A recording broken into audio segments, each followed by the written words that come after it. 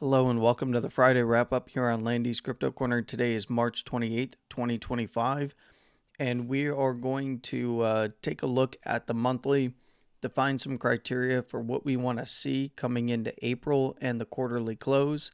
We will take a look at the quarterly as well, but it's going to be fairly straightforward. One of the main things that we want to see here on Bitcoin for the monthly is going to be a closure above the upper first standard deviation, which Bitcoin is trading around right now for the monthly. And this is going to be around 84,500. And that's essentially right around the daily pivot of $85,000 that we've been talking about for quite a long time. That, ended up turning into a pretty major level. We'll revisit the thesis on that in just a moment. Some people have 84. I would argue that it's actually a little bit higher at 85. And you can see that the upper first standard deviation on the monthly for spot kind of confirms that, being at 84.5. So $85,000 is kind of where I want to see Bitcoin closing above by the end of the month. And in this case, that would put Bitcoin still in a position where we could potentially see the upper first standard deviation pass price action on the open of the April candle. And that is where, if it closes anywhere around the upper first, we get continuation of the basis band to the upside here, which is the 20 simple moving average on the monthly. And we will see the upper first standard deviation away from it continue up. We'll likely see the upper second flatten out along with that upper third in this case. Now we do see that we have a volatility cool down, which signals price, mean reversion back to the basis band. Now this happens in, one of two ways. Either price is heading down towards the basis band while it's heading up, or the basis band heads up while price kind of goes sideways. In this case, we had the February candle headed down towards the upper first while the basis band was rising, thus bringing our volatility metrics down. Right now, if we do see a close open where the upper first standard deviation of the base of the Bollinger Band rather passes the close open price, then we're looking at Bitcoin playing in the volatility range of wherever the upper first ends up, which is, likely going to be the upper $80,000 region, right? As it's at 84.5 already. So I would say it's probably a safe bet. Maybe it ends up around 86, 87 or slightly higher. And the basis band will move up, of course, but from a volatility perspective, then we have the price action kind of in a volatility range of interest between the upper first and the basis band, making the basis band, a likely play. Right now it's at 62.5 or just slightly above 62.5. I expect this to be somewhere around, $64,000 to $65,000, which would make it fair game from a volatility standpoint. And then of course we can refine targets on lower term timeframes from there. But in the context of the monthly, this is still an uptrending structure. It's a very nice uptrending structure. We just have another higher high. I would still be looking for another higher low on price action, even if it were to dive a little bit further, or if this is the low right here at this 76,555 on spot price. Now, if it is a higher low, what price does it need to beat for continuation of this trend? Of course, that's going to be the higher high, and that's up here at that 109,360 or so. Now, if it were to make a higher low and then fail to start closing above the higher high, even if it makes a swing higher high, if it fails to close above it, that's kind of a danger signal for the trend.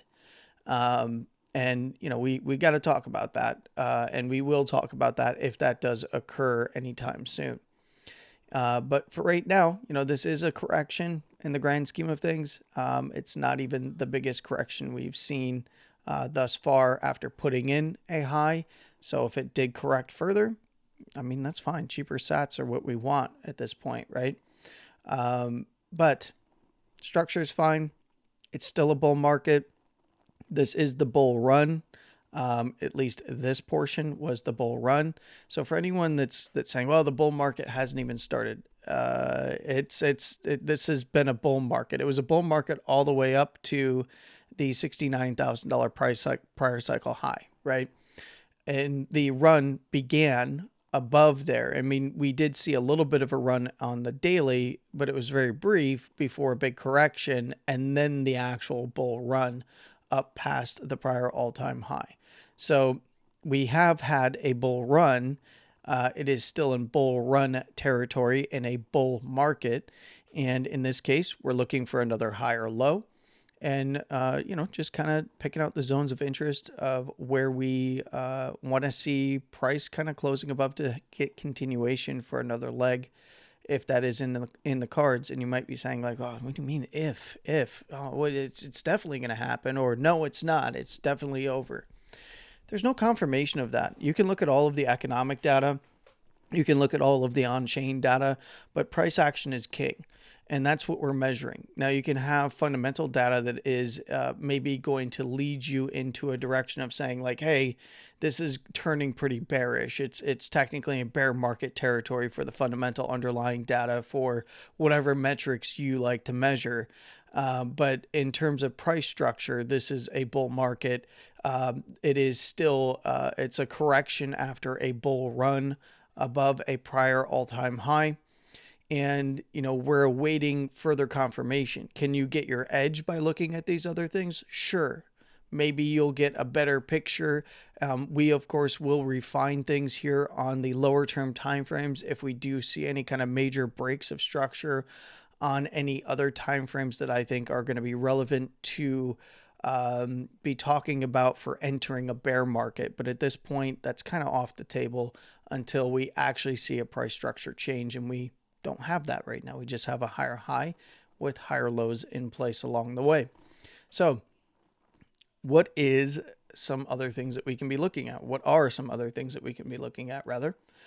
We can take a look at this very significant bearish divergence. It's not that significant unless you look at, in terms of RSI, unless you look at the actual highs at 73,835, and then of course that 109. 360, right? So there is a decent drive of bullish or bearish divergence, rather, that has been in play and is playing out currently on this correction. And it has played out near perfectly to settle right in and around the upper first. Now let's see where it closes by the end of this month. And I would say, it is not... I'm seeing a lot of like, well, look at the structure from, the RSI in this area, how high it got. And this is definitely bearish divergence playing out from the prior tops and all this other. Look, when you see that we do have just one piece of the, bearish divergence playing out, and it's on, we're hitting around the same levels on those highs in RSI, and we did get significantly higher highs. That's more indicative of a correction, whereas last cycle in 2021 we had just about equal highs on a close, right? I mean, it was within a few percentage points, right? But we had significantly lower highs on RSI. That's when you know it's kind of over. And that's one of the things that we were talking about at that time last cycle. And this still has a chance to keep continuing and get another leg. Like, that is not out of the question. In fact, there is even some decent targets that we've talked about prior. We have the prior cycle high to the bear market low. On a fib extension, we've got this key daily level we're going to take a look at in just a moment here at the 1.168, which is 16.8% above the $69,000 high here, coming in at 88,700. You can call it $89,000. It's also a weekly higher low on a swing basis.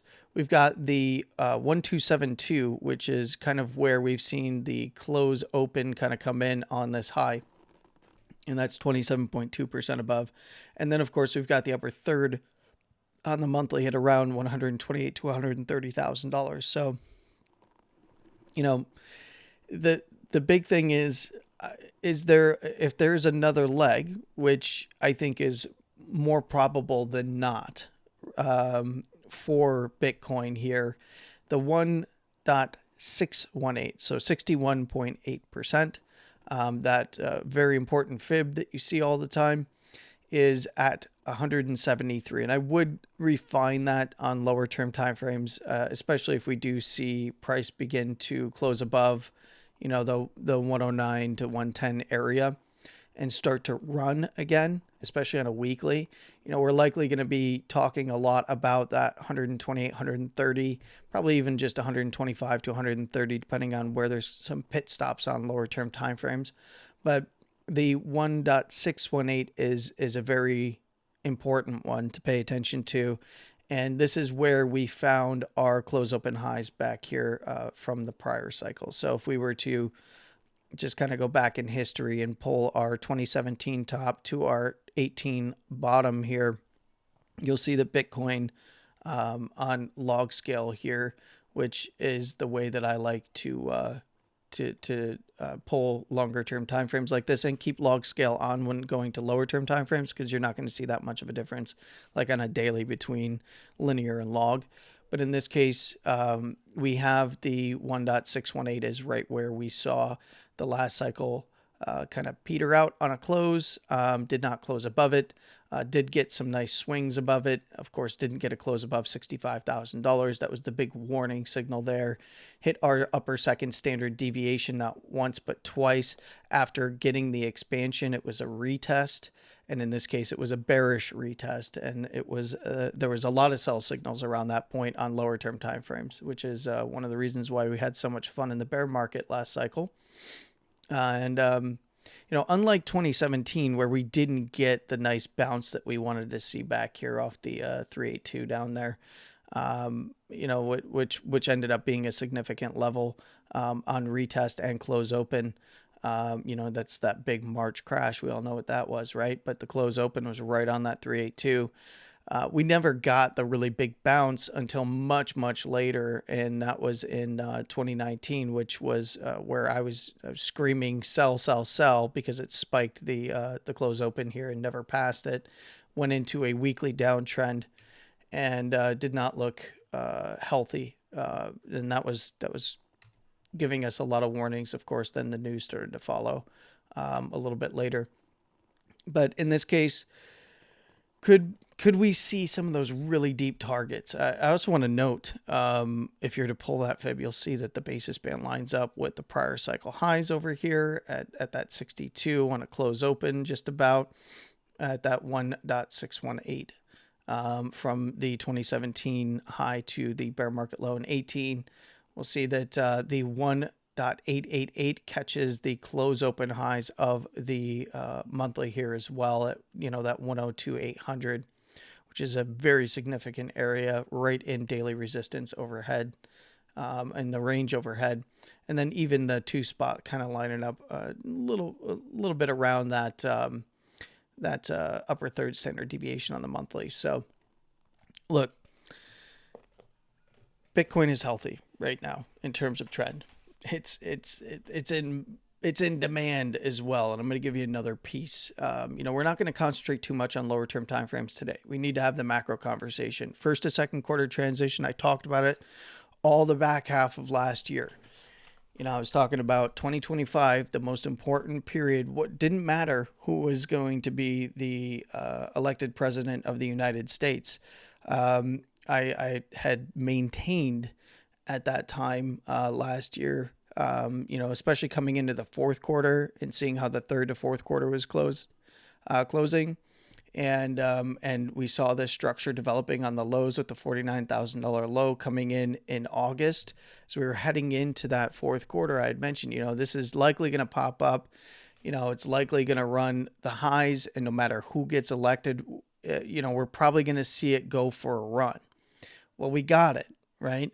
And I had mentioned at that time, you got to watch the first to second quarter transition in 2025. That's going to be the most important part. It's going to set the table for what we're likely going to experience in terms of corrections and consolidations, and likely the tops coming in, and in terms of time frame. Right now, we're in that period where we're going to see the first second quarter transition, and we're likely going to get a lot of information on this close open that will kind of guide us for whether or not this is going to go into a longer form consolidation spring summer time frame, and then take off kind of as it normally would in terms of timing towards the end or fourth quarter of 2025 into the beginning and first quarter of 2026. Or if we do see a big pop up and then a failure, whether or not we're going to go into a bear market or an extended cycle, which could, potentially drag out through 2026. That still remains to be seen. We got to see how this first to second quarter transition kind of sets the table. And there is, of course, a lot of uncertainty in the markets still. You're going to hear that a lot, probably for the next 6 months anyway, no matter what happens with price. The underlying economic data, housing data, commercial paper, which extends over to commercial real estate. You're going to hear a lot of that stuff. And I think Bitcoin, for everything that's going on right now, is holding up very, very well. We'll get into alt season once we get the quarter open and kind of gauge where things might end up. But I've spent a lot of time on the monthly here. Let's go ahead and take a look at the pivot for the monthly. It's going to be 101, 157. This is likely going to be falling out of the overbought area here. And it's still in the bullish control zone for a regular Stochh. Now, again, this is a regular Stochh, which measures close over close, or reads close over close price momentum. It does not read the RSI, which a Stochh RSI typically does, or what it actually does is measures the velocity of RSI. This is measuring close over close price action. We just looked at RSI. We don't need Stochh RSI to assist us with that. We don't need an indicator of an indicator in that regard, as we got all the information we already need. Let's go ahead and take a look at the quarterly. And I'll tell you that while the monthly, we want to see closes probably, 84.5 is fine, but we want to see closes back above $85,000 in my personal opinion. For the quarterly here, let's go ahead and actually go to the Bitcoin chart here. And today's just going to be Bitcoin only. Sorry for my Ethan Solana friends, but you're going to have to wait on that for the Monday show. I'll take a look at Ethan Solana, because Bitcoin's going to pick the direction for Ethan Solana in terms of US dollar and Bitcoin pairing right now. It is still fully Bitcoin season. 88,700, so basically $89,000. That last weekly higher low swing is what needs to be closed above. And there is a little bit of time. The 31st is Monday. So of course we're going to touch back on this stuff again on Monday, because, we will have the 31st closing, and that's when I'll take a look at everything. As the Tuesday, by the time I'm recording, the Monday candle will close. So the 31st candle will close, but it'll be the Tuesday session that's open, and we'll take a look at all of this stuff. But I would say, you'd much rather see Bitcoin closing above 89 from a volatility perspective. That would look good. It's not going to be great in terms of volatility, because you're going to see the upper second standard deviation is very highly likely going to pass up price action on the close here. Even if it closes right on the upper second, it will continue up as the basis band is rising right now just below $42,000. So from the quarterly perspective, from a volatility standpoint, we're playing between the zone of the upper second and the upper first. Upper first is at 65,000. This is likely going to move up, probably fairly significantly here to $68,000 to even $70,000, which puts it in a very important area that we're going to end off by talking about. But we'll also see this likely head up to like 92 to 95 by the upper second. Upper third is currently at $112,000. So, from the quarterly perspective here, I did want to kind of point out from trough to peak, not peak to trough, kind of returns on Bitcoin has been a popular topic of just measuring the highs and the returns from the prior highs. Bitcoin started off very, very volatile, right? We had, a 202,161,727% gain from its October 9th listing to highs, right? So tradable Bitcoin there, obviously running from, next to nothing to its $1,200, $1,250 highs from the inception, basically till the highs. And then from the 15 low to the 17 high, we had a 12,000% or just over 12,000%. And then we had a 2,000% from 18 to 21. And we're at a 600%. So basically a 6x off the lows here. And from the low to the high. And, is this going to decrease over time? Yes.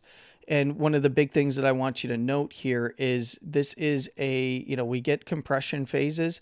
The easiest way to see the compression for bands on the quarterly is just look at that lower first drop right off the map. That is expansion. So compression is as it's rising, expansion to the bottom. What's causing that is closures above, hit the basis, closes above the upper first, upper second, and even in the upper third standard deviation. In this case, that is your actual big expansive move. Mean reversion back to the basis again. You see the upper first start to crawl back up, and then the expansion again. And what you'll notice is Bitcoin is still in a compression phase, higher volatility or elevated volatility relative to the bands as it is away from the basis band here, but it has not hit quarterly expansion just yet. We need to see close over close price expansion above the upper second, and I would say even above the upper third in this case for the quarterly, and that could take 3 to 6 months or longer. Could even take 9, right? Depending on when it kicks off. But when this kicks off, it's going to likely be a lot of fun to the upside. And I've been talking about this for a while because this expansion has been happening technically since when did we start? Or I'm sorry, the compression has been happening since we got the lower high at 48,240 on spot price, 48,222 here on the index price. That was a monthly lower high. That was the confirmation that we were entering a bear market. Now, many of us were already well short before that because of the weeklies and the dailies and stuff like that. But in this case, we haven't even hit expansion on the quarterly. That's insane to think about. And then just relate that back to what's going on in the world right now when it comes to Bitcoin. Let's go ahead and take a look at the weeklies real quick here. We're going to go back to spot price. And again, this is this was expansion from this prior consolidation. We saw the compression in the bands. Yes, it was still pretty volatile to the downside, but it was in the context of compression after a massive, massive expansion up. Even with a nice correction on the weekly in between there, it was still massive expansion to the upside, had that nice long consolidation, big expansion again to the upside here, back to compression of the bands. High volatility within the bands for sure, from running from the upper second to the lower second in this case. Bulls want to see weekly closures back above that upper first at around 88. I would argue $89,000 to recover this weekly higher low swing here. And, we got the warning, when we made the higher high, we got the lower high close here. That was the warning that this was going to be, likely not heading up to test the upper second, but more likely going to go back into a compression. That's what we have. We got the nice bounce off the lower second during this compression phase where we've continued to get a little bit of compression. I would expect the bands to at least start, flattening out a bit this week on closes above 81.6. And we need to see, closes back above that upper first, somewhere around $88,000 to $89,000. Go test that basis, which is likely going to be at around $95,000. It's at 94.5. That is going to be one of the key levels to watch in the beginning of April. And, it needs to change trend. This is a lower low close and swing. So even if it does push back up, I'd be looking for lower highs. Even if this ends up being a lower high, then I'm looking for a retest of the lows and possibly going in for a retest of the high side structure here, right? 68 to 68 on this high to 73 855 is fair game. Should we see anywhere, it's fair game on any moves back to the lower second around that, 80 to 82 is going to put this current low in play, which we did not get we did not see a close below the first major swing down here at 78 167. We did get some wick fishing down to 76 and a half or so, but this is fair game on the daily, and we'll go ahead and take a look at to the downside, and we'll go ahead and take a look at that. Excuse me, on the daily here, we had the continuation drive was enough to pop it up and set the low, but not too much else going on here on the weekly. I would be aware of price popping up even back to those highs and creating bearish divergence. That would look bad. I mean, it would have to make some higher highs on a close, but that would look kind of bad for this particular zone. If you're looking for immediate price appreciation, 90,300 is going to be the pivot for the weekly. I expect this to continue down somewhere under the $89,000 region, actually, upon Sunday's closure. Let's go ahead and take a look at the daily. Let's turn on some areas of interest, our local support and resistance zones of interest. And I've been mentioning for a while now, $85,000 is the pivot for the daily now. And why is it? Because that was the first bearish candle post expansion out of this range down here between 68 and 73.835, right? So we had the push to the highs of that range around that 73.835 coming into the election here in the United States. Nice higher low structure. And then the push up and breakout and expansion on the daily, even a nice compression in there, and then expansion on the daily after hitting the lower first bearish candle wick lows coming in at where? $85,000. That ended up being quite significant on the daily in terms of support and resistance for the lower term timeframes and even daily closes. And then the close open here right at this 88,700 or that 1.168 is where we got a nice higher low defining the bottom side of this red zone to the next higher low close at around $92,000. So looking at the current structure, you'll see where Bitcoin retested this zone that it lost. Basically right at that, essentially playing at the 85 to, finding the $85,000, that wick low, that first bearish candle on the way up here, to the actual close open of it that defined the higher low structure there at the 1.168 at 88,700 to 92K. That does need to be reclaimed. Of course, the upper second standard deviation is right there. Now, Bitcoin is sitting above the basis band here on the daily. It's in danger of taking out this higher low structure, but it hasn't yet. This is at 83,100. If it does happen to take this out on a close, we're likely looking at it running back to minimum, somewhere around 82 to our $80,000 by the lower second, right? This is expansion into compression. This, $80,000 would be a retest of the low side structure here. Anywhere below there, we're looking to the actual lows somewhere around 78 to that 76 and a half. Anywhere below there, we're looking for 73,835 to that $68,000. Of course, that would put it in expansion while breaking down from the actual structure that it's been building here.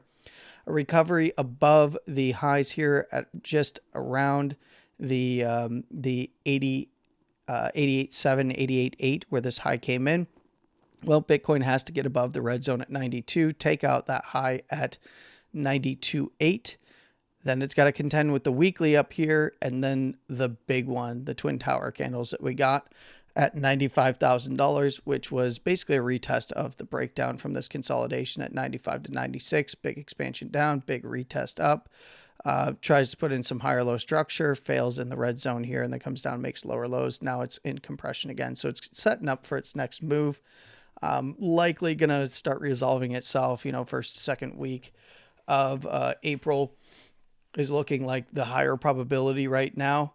And it's directionless as it stands here at the lows, but it does favor right now, as it currently stands, does favor a retest of the lows. And I'll show you why. We do have some bearish divergence playing out in terms of RSI here. It's not populating on this indicator, but there is some bearish divergence between this high over here and this high over here, and even this high back here, which was the close open at right around 90 to that 92.8 on the swing high. So between the $95,000 high, which it didn't actually paint as a high because it was just two twin tower candles, and then of course you've got that $99,500 swing high with the open there at 98.3. So significant RSI divergence is still in play, plus a momentum shift does favor a retest of the lows. That doesn't necessarily mean that it's a foregone conclusion that it will exactly retest them, but I would be aware of, living below 85. It's more likely going to test probably around 82 to 80 the longer that it stays down here. Keep an eye on 83,100. That's the last higher low on the daily. And then if 80K starts breaking down, we're looking at the low 78 to that 76.5, possibly lower with expansion. But $88,000 is the pivot to turn things back to the upside here. And that would look pretty good if it did. That's where I'd be looking for this red zone overhead where the upper second is to start getting tested. That would be expansion into resistance between that, $88,700 to $92,000, and probably try to test up further towards the weekly and the big twin tower candles breakdown area at $95,000. That's going to be it for today. I know it's been a half-hour video, but there's a lot to cover because this is the important part right here. This is what we've been waiting for 6 months or so. And the first to second quarter transition of 2025, it's here. And I hope that you've enjoyed the ride thus far. It's only going to get more interesting from here. So stick around. We're going to have some fun. All right. And I wish you all a wonderful morning, afternoon, and evening, no matter where you are in the world. Please trade safe. And of course, as always, stay safe. Have a great weekend. Get some rest. Touch some grass. Touch some ass. I don't really care what you do, but take a break. Take a breather. Right. And we can always come back to the charts later. Trust me, there's always more trades to be had. And with all of that said, Landy out. Take care.